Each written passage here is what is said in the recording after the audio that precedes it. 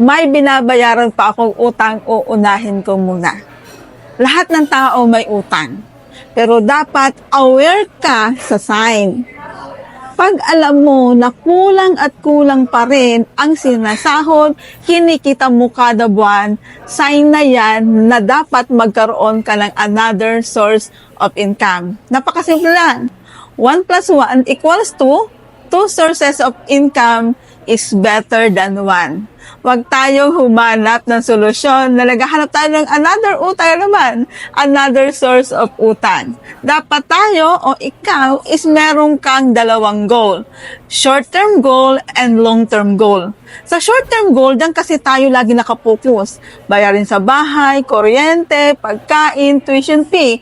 Which is, kaya yan, ang nasa mindset mo, kulang at kulang pa rin ang sinesweldo mo. Dapat ikaw mismo may long-term goal.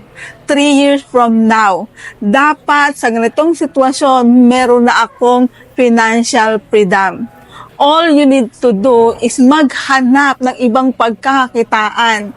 Huwag kang makontento sa sinasahod mo kada buwan, lalong-lalo na kung hindi niya na ibibigay lahat ng pangarap mo sa buhay.